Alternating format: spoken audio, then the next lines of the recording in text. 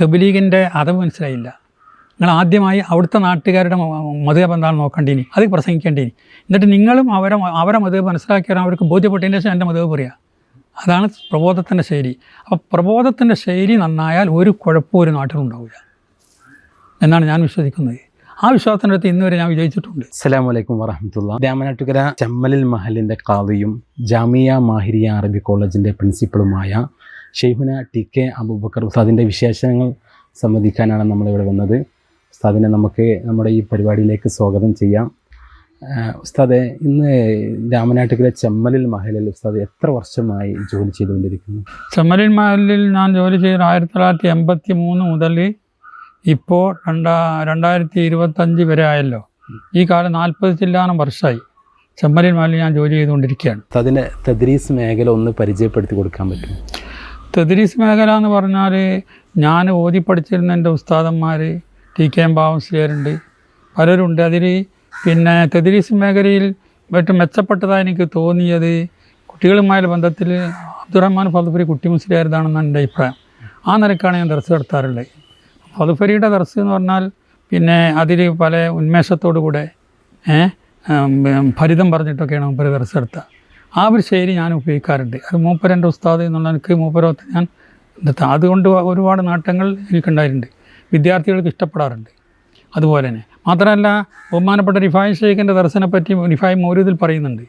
അദ്ദേഹം റിഫായ് ഷെയ്ഖ് ദർസ് നടത്തുന്ന സമയത്ത് ഒറ്റ കുട്ടികൾ ഒഴിഞ്ഞു പോകാറില്ല. കാരണം ഒരു ഫലിതത്തോടുള്ള ദർസായതുകൊണ്ടാണെന്ന് റിഫായ് മൗലൂദിൽ വായിച്ചിട്ടുണ്ട്. അത് ഫദ്ഫറിൻ്റെയും അങ്ങനെ തന്നെ. അത് ഞാനും അനുഗമിച്ചു. അതുകൊണ്ട് എൻ്റെ ദർസിന് വിദ്യാർത്ഥികൾക്ക് നിൽക്കാൻ ഇഷ്ടമായി വരാറുണ്ട്. അതൊരു അനുഭവമാണ്. ഉസ്താദ് ബാക്കിയാത്തുനിന്ന് എന്നാണ് ഇറങ്ങിയത്? എത്ര വർഷമായിട്ട്? 1973 ഞാൻ ഇറങ്ങിയത്. ഞാൻ 1973 ഇറങ്ങിയും അന്ന് എനിക്ക് ബാക്കിയാത്തിന് എനിക്ക് 20 വയസ്സാണ്. 22-23 വയസ്സിൽ ഞാൻ ബാക്കിയാത്ത് നിന്ന് പോന്നു. അങ്ങനെ ആദ്യമായി ഞാൻ ദർസ് നടത്തിയത് ഈ പറമ്പിൽപ്പേടൊക്കെ അടുത്ത് ഇരുമ്പംകുടുക്ക് എന്ന സ്ഥലത്താണ്. അവിടെ ഞാൻ 73 ദർസ് നടത്തി 79 വരെ അവിടെ ജോലി ചെയ്തു. എത്ര കുട്ടികൾ അന്ന് 25 കുട്ടികൾ, 20 കുട്ടികൾ, 25, 30 തോടായിട്ട് അങ്ങനെ അന്ന് ദർസിൻ്റെ സ്വഭാവമാണ്. അങ്ങനെയായിരുന്നു. അങ്ങനെ അവിടെ നിന്ന് ഞാൻ 1979 ഹജ്ജിന് വേണ്ടി പോയി, കപ്പൽ മാർഗം ഹജ്ജിന് പോയി. അപ്പോൾ ഇവിടെ നിന്നാണ് ഞാൻ പോയത്. പോകുമ്പം എൻ്റെ ഒരു പകരക്കാരെ പൈസ ഏൽപ്പിച്ചിട്ടാണ് ഞാൻ പോണത്. അങ്ങനെ ഞാൻ ഹജ്ജ് ചെയ്ത് വന്നപ്പം എൻ്റെ ഞാൻ ഇവിടെ ബഹുമാനപ്പെട്ട ഇ.കെ. ഹസൻ മുസ്ലിയാർ ഞാനുമായി പല കാര്യങ്ങളിലും യോഗങ്ങളിലൊക്കെ പങ്കെടുക്കാറുണ്ട്, ബന്ധമുണ്ട്. അന്നേരം ഹസൻ മുസ്ലിയാരിനോട് പറഞ്ഞു, നിങ്ങൾ ഇവിടെ നിൽക്കണ്ടെങ്കിൽ കാസർഗോഡ് പറഞ്ഞാൽ മുപ്പരുടെ കാദിയാണ്. അങ്ങനെ ഹസൻ മുസ്ലിയാരെ കാസർഗോഡ് കൊണ്ടുപോയി. അങ്ങനെ കാസർഗോഡ് ബാവിക്കര എന്ന സ്ഥലത്ത് ജോലി ചെയ്തു. അവിടെ പിന്നെ ഏകദേശം 79, 80, 81 ഞാൻ അവിടെ ഉണ്ട്. പിന്നെ 82 ഞാൻ ഫറോക്ക് പുറ്റക്കാട് വന്ന് ജോലി ചെയ്തു. 83 അവസാനം ഇവിടെ ചെമ്മലിലേക്ക് വന്നു. അപ്പോൾ ഈ സ്ഥലങ്ങളിലൊക്കെ ദർസ് നടത്തുമ്പോൾ എപ്പോഴും ഞാൻ അന്ന് CM മുരുജുദായുമായി ബന്ധപ്പെടാറുണ്ട്. കാരണം CM മുരുജുദായി എൻ്റെ ജ്യേഷ്ഠൻ ബാവസ്ലിയാരുമായി ശരീക്കന്മാരാണ്. അപ്പോൾ എപ്പോഴും ബാവജാരൻ മുന്നോട്ട് സ്നേഹമാണ്. അപ്പോൾ എന്താ എവിടെയാണെന്നൊക്കെ എന്ന് ചോദിക്കും. അങ്ങനെ ഞാൻ ഫറോക്കിൽ നിൽക്കുമ്പോഴും കാസർഗോഡ് പോകുമ്പോഴൊക്കെ മൂപ്പരോട് ചോദിച്ചിരുന്നു. അപ്പോൾ ഞാൻ ചെമ്മൽ വന്നപ്പോൾ ഈ കൊല്ലങ്ങൾ എവിടെ നിൽക്കുന്നതെന്നൊരു ചോദ്യം വന്നു. അതിന് ഞാൻ പറഞ്ഞു, ഞാൻ രാമനാട്ടുകരയെന്നാണ്. അങ്ങനെ പറയാൻ പാടില്ല, രാമൻ നട്ടകരയില്ല, അങ്ങനെ പറയരുത് എന്നാണ്. ഏതാ പള്ളി എന്ന് ചോദിച്ചു. അത് ചെമ്മലിലെ പള്ളിയാണ്. ഞാൻ വന്ന പള്ളിയാണ്, നിങ്ങൾ അവിടെ ഇരുന്നോളി എന്നാണ്. 41 കൊല്ലം ഞാൻ അവിടെ ഇരുന്നു. ഇത് തന്നെ ഇതിന് കാരണം, വേറൊന്നും പറയാനില്ല. പിന്നെ ജാമിയ മാഹിരിയ അറബി കോളേജിൻ്റെ 17ാം വാർഷിക 13ാം സന്നദ്ധാന സമ്മേളനമാണ് നടക്കാൻ പോകുന്നത്. ഈ സമ്മേളനത്തിൽ എത്ര കുട്ടികൾ ഇവിടുന്ന് സനത് വാങ്ങുന്നുണ്ട്?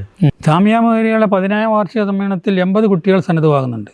അത് കാരണം കഴിഞ്ഞ വർഷത്തെ കുട്ടികൾക്കും സനത് കൊടുത്തിട്ടില്ല. കഴിഞ്ഞ വർഷം ഈ കൊല്ലമുള്ളവർ. ഈ കൊല്ലം നമ്മുടെ സഹസ്ഥാപനമാകുന്ന വെളിമുക്കിൽ, എൻ്റെ നാട്ടിലെ വെളിമുക്കിലുള്ള സഹസ്ഥാപനമുണ്ട്. ഇത് രണ്ടും കൂടി കൂട്ടിയിട്ട് ഉള്ളതും പഴയ ഇതില്ല. അതിൻ്റെ മുമ്പത്തെ കൊല്ലത്തെ 30 കുട്ടികളും കഴിച്ചുവാക്കി ഈ കുട്ടികളുമായിട്ട് 80 വിദ്യാർത്ഥികൾക്ക് സനത് കൊടുക്കുന്നുണ്ട് ഈ വർഷം 13ാം സന്നദ്ധാന സമ്മേളനത്തിൽ. ഈ മാഹിരിയ എന്നുള്ള പദം കൊണ്ട് ഉദ്ദേശിക്കുന്നത്? മാഹിരിയ എന്നതിനെ സംബന്ധിച്ച് ഞാനിവിടെ ദർസ് മോഡലായി നടന്നിപ്പോൾ ദർസിൽ നിന്ന് കൊല്ലം കുട്ടികൾ ഉപരിപഠനത്തിന് പോകും, ബാക്കിയാത്തിൽ പോവും, ജാമിയയിലേക്ക് പോവും, ഇങ്ങനെ പല നന്ദിയിലേക്കൊക്കെ പോകാറുണ്ട്. അപ്പോൾ ഒരു പ്രാവശ്യം സാജു ഷമീർ പറയുക, ഉസ്താദ് ഇവിടുന്ന് സനത് തന്നാൽ മതി എന്ന് പറഞ്ഞ എന്നോട്. ഞാൻ പറഞ്ഞാൽ പറ്റില്ല, പോയിക്കോറിന്. അങ്ങനെ അന്ന് മുതൽ ഞാൻ സനയെ പറ്റി ചിന്തിച്ചു. അങ്ങനെ ഞാൻ എന്ത് ചെയ്ത് ഇവിടെ നിന്ന് സനത് കൊടുക്കാനുള്ള സംവിധാനത്തെ പറ്റി ആലോചിക്കുകയും അങ്ങനെ ഒരു കോളേജാണെന്ന് ആലോചിക്കുകയും ചെയ്ത് ഇസ്തിഖാറത്ത് ചെയ്തു. ഇസ്തിഖാറത്ത് ചെയ്യുമ്പോൾ നമുക്ക് കിട്ടിയത് മാഹിരി എന്നുള്ളത് ഇടുക എന്നുള്ളതാണ് നമ്മൾ ഇസ്തിഖാറത്ത് മനസ്സിലായത്. കാരണം ഇതിന് പല കാരണങ്ങളുണ്ട്. ഈ ചെമ്മല്ല പള്ളിയിൽ തന്നെ ആദ്യമായി ദർസുകൾ പലപ്പോഴും ഉണ്ടാക്കിയിട്ട് ദർസ് മുറിയാതെ നടന്നത് 1954 മുതൽക്കാണ്. 54 പിന്നെ കാമ്പംകുന്ന് വീരാങ്ങനയിലെ പാപ്പ അന്ന് കുഞ്ഞർമുട്ടി ഇസ്ലായിലാണ് ദരീസ് മാളക്കൊടുത്തേർന്ന് അയാൾ വീരാനൽ പാപ്പനെ കൊടുത്തു. വീരാനൽ പാപ്പനോട് ദർസ് മുറിഞ്ഞുകൊണ്ട് പോകാൻ വരുമാനത്തിനകത്ത് ഇനി ഇവിടെ നാട് ദർസ് മുറിയുകയില്ല എന്ന് പറഞ്ഞ് മൂപ്പര് ഒരു പെട്ടി ഉണ്ടാകാൻ വേണ്ടി പെട്ടി എടുത്താൽ വീരാനൽ പാപ്പൻ്റെ പെട്ടി എന്നൊരു പെട്ടി ഇപ്പോഴും അവിടെ ഉണ്ട്. അന്ന് മുതൽക്ക് പിന്നെ ഇതുവരെ ദർസ് മുറിഞ്ഞിട്ടില്ല. അപ്പോൾ അതുകൊണ്ട് തന്നെ ബീറാൻ എന്നുള്ളത് മഹ്റാനിൽ വന്നതാണെന്നാണ് ഞാൻ മനസ്സിലാക്കിയത്. അന്നേക്ക് മൂപ്പരിലേക്ക് ഒരു നിസ്ബയായി. മറ്റൊന്ന് ഷാവുൽ അമീദ് മീറാൻ വലിയുള്ളായി നാവൂർത്ത് പാപ്പ, അതും മീറാനാണ് മഹ്റാനാണ് ചുരുക്കി പറഞ്ഞാലേ. അപ്പോൾ അങ്ങനെയൊക്കെയുള്ള ഒന്ന് ഇവരൊക്കെയുമായുള്ള ബന്ധം ഇതിന് കൂട്ടിക്കടിപ്പിക്കാൻ വേണ്ടിയാണ്. പിന്നെ തന്നെ സഹാബത്തിൻ്റെ കൂട്ടത്തിൽ മഹ്റാനുണ്ട്, റാവികളുടെ കൂട്ടത്തിൽ മഹ്റാനുണ്ട്. ബുഖാരിയിലൊക്കെ അൻ മഹ്റാൻ എന്ന് പറയും ഭാഗത്ത് കാണാൻ കഴിയും. അന്ന് മഹ്റാൻ എന്നുള്ളത് മഹ്റാൻ നിപുണൻ എന്ന് മാത്രമല്ല. ആദ്യമായി ഞാൻ പേരിട്ടിൻ്റെ അച്ഛൻ്റെ ദേശത്തോട് ഞാൻ പറഞ്ഞത് ഞാൻ കോളേജ് കൊണ്ട് പേരിട്ടുണ്ട് മകനെ എവിടുന്നേ പേരിട്ടെന്ന് വെച്ചിട്ടുണ്ട്. അങ്ങനെയൊക്കെയാണ്. പിന്നെ മറ്റൊന്ന് ഇവിടേക്കുള്ള പ്രസംഗിക്കുന്ന സനത് കൊടുക്കൽ തുടങ്ങിയപ്പോൾ അതിൽ സലാത്തിൻ്റെ സസിലെച്ചാണ് ഞാൻ സനത് കൊടുക്കാറുള്ളത്. ഞാനും നോട്ടീസ് കൊണ്ട് ഇറക്കാറില്ല. അങ്ങനെ എൻ്റെ സ്വഭാവം. അങ്ങനെ പിന്നെയുള്ള കുട്ടികളെന്നപ്പം ഒരു ഫർഹാൻ തങ്ങൾ എന്ന് പറഞ്ഞൊരു കുട്ടി ഉണ്ടായിരുന്നു. അവനാണ് പിന്നെ ഒരു പുരോഗമിക്കിലേക്ക് എന്നെ കൊണ്ടുവന്നത്. ആ നോട്ടീസ് ഇറക്കും എൻ്റെ സമ്മതക്കമായി വെക്കണം. അങ്ങനെ പിന്നെ അത് പുറത്തേക്ക് വലിയ സമ്മേളനമാക്കി മാറ്റി. അതിൻ്റെ തുടക്കത്തിൽ സനത് കൊടുത്ത എൻ്റെ ജ്യേഷ്ഠൻ ബാവശ്ശേരിയരാണ്. അന്ന് ഈ ജോഹറൊക്കെ ഉണ്ട്, ജോഹറിൻ്റെ ബേസാണത്, ജോഹർമാരില്ലേ മറ്റേ ബേസാണ്. അതിൻ്റെ മുമ്പത്തെ വെച്ചിട്ട് ഞാൻ എന്നെ ഓരോ തങ്ങന്മാർക്ക് കൊടുക്കും. അങ്ങനെ ഉണ്ടായിരുന്നു. മാഹിരിയ ബിരുദം സമസ്തയുടെ അംഗീകാരം ലഭിച്ചിട്ടുണ്ട്. യെസ്, സമസ്തയുടെ അംഗീകാരം ലഭിച്ചിട്ടുണ്ട്. കാരണം സമസ്തയുടെ അംഗീകാരം ലഭിക്കാൻ വേണ്ടിയിട്ട് സമസ്തയിലേക്ക് നമ്മൾ ആദ്യമായ അംഗീകാരം വേണമെന്ന് ആവശ്യപ്പെട്ടിരുന്നു. അപ്പോൾ അവർ ചില നിബന്ധനകളൊക്കെ പറഞ്ഞു. ഇന്ന കിതാബ് സിലബസ് എടുക്കണം, അതൊക്കെ ഞങ്ങൾ വെച്ചു, നിബന്ധനയൊക്കെ കൊടുത്തു, ഓരോ അംഗീകരിച്ചു. അപ്പോൾ ഇത് മുഷാവർ അംഗീകരിക്കും. മുഷാവറിലും ചില സംശയങ്ങളൊക്കെ വന്നിരുന്നു. ഇത് 1 വർഷം കൊണ്ടാണ് കോഴ്സ് കൊടുക്കുന്നത്, ജാമ്യയിൽ 2 അല്ലേ, ബിരുദാണ്. കാരണം ഈ വർഷം കൊണ്ട് ബിരുദം പറഞ്ഞാൽ നായിനിൽ അങ്ങനെ യോഗ്യന്മാരെ നമ്മൾ എടുക്കുന്നുള്ളൂ. 1 വർഷം കൊണ്ട് കാമ്യരാക്കുന്ന കുട്ടികളെ നമ്മൾ എടുക്കുന്നുള്ളൂ എന്നുള്ളതാണ്. ഇത് മുഷാവറയിൽ ചോദ്യം വന്നപ്പം നമ്മൾ ജിഫിരി തങ്ങൾ പറഞ്ഞു 2 കൊല്ലമാണ് ഈ മുത്തവൽ കോഴ്സിനൊന്നും എവിടെയില്ല. നിങ്ങൾക്ക് 2 കൊല്ലമാണെങ്കിൽ 1 കൊല്ലം അതിന് എവിടെയില്ലല്ലോ. അങ്ങനെ നിയമം ഉണ്ടെങ്കിലല്ല, അങ്ങനെ നിയമമില്ല, അതുകൊണ്ട് കൊല്ലത്തിനാവാം. അങ്ങനെ പാസ്സാക്കി. അങ്ങനെ നമുക്ക് വയസ്സായി. അത് തന്നെ.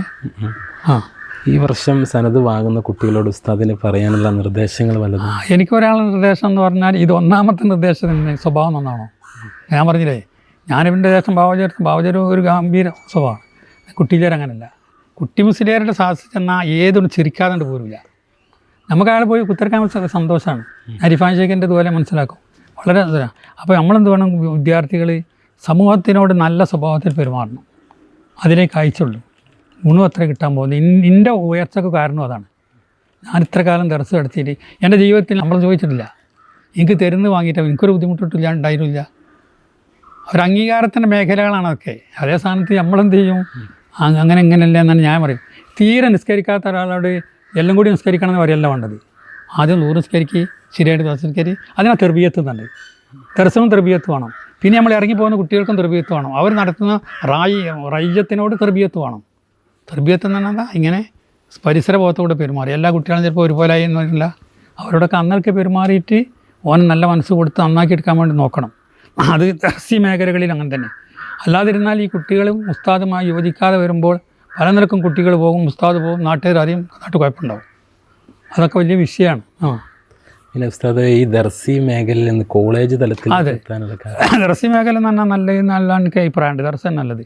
പക്ഷേ പിൻകാലത്ത് ഈ വെറും മതവിദ്യാഭ്യാസം മാത്രം നടത്തിക്കൊണ്ടുള്ള ദർശനം മുന്നോട്ട് പോകാൻ കഴിയില്ല എന്ന് ബോധ്യപ്പെട്ട്.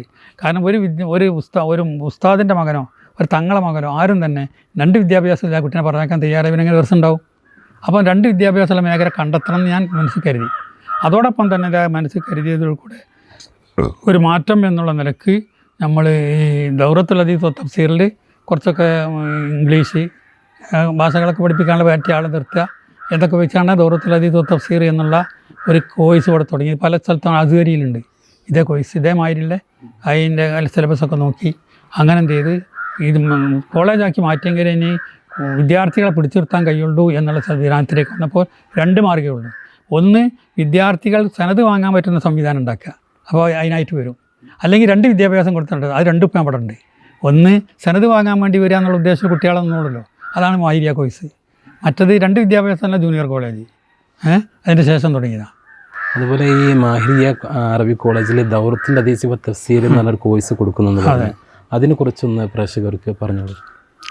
ദൗറത്തുൽ അതീസ് തഫ്സീർ തന്നെ കോഴ്സ് കൊടുക്കുന്നു എന്ന് പറഞ്ഞാൽ ഇത് പിന്നെ ഇന്ത്യയെ സംബന്ധിച്ചിടത്തോളം ദൈവന്ത് ദാറുലും ദൈവന്തുണ്ട്. പഴയ കാലത്ത് ദൈവന്തിരി പഠിക്കാൻ വലിയ സ്ഥാനമല്ല. അവിടെ ദൗറത്തുൽ അതീസ് തഫ്സീർ എന്നൊരു കോഴ്സ് ഉണ്ട്. അതൊരു വർഷമാണ്.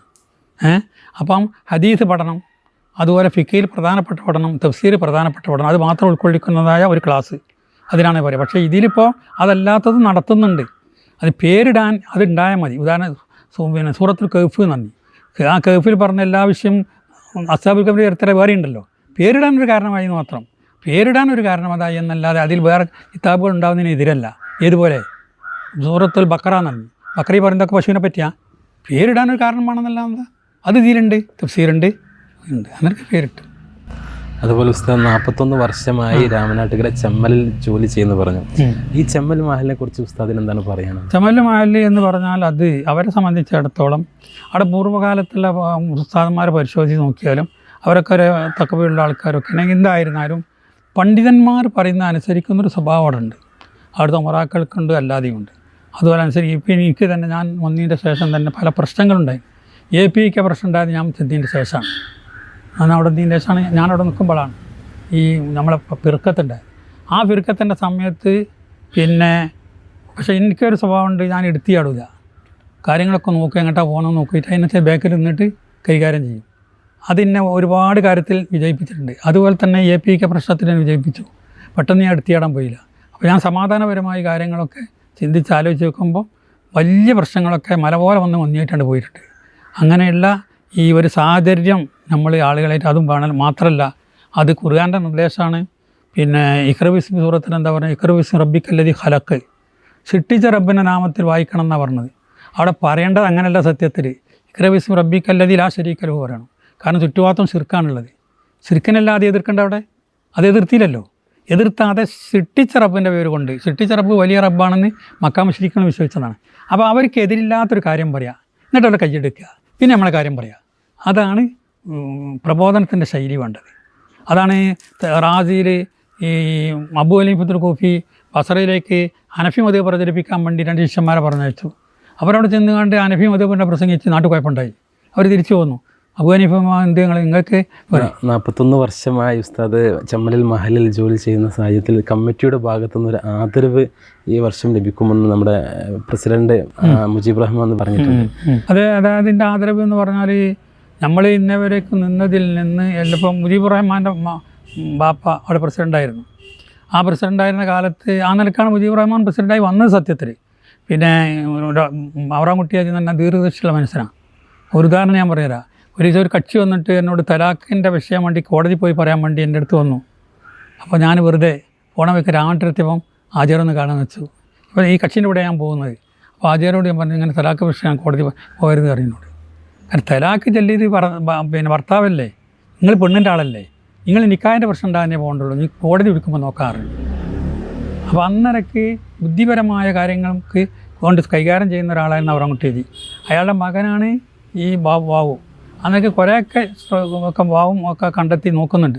ഇനിയും ബാബുവിന് അന്നലക്ക് തന്നെ ജനങ്ങളെ നല്ല നിലക്ക് നല്ല തൃപ്തിപ്പെട്ട രൂപത്തിൽ കൊണ്ടുപോകാൻ അവനക്ക് തൗഫീഖ് ചെയ്യട്ടെ എന്ന് എനിക്ക് പ്രാർത്ഥന ഉണ്ട്.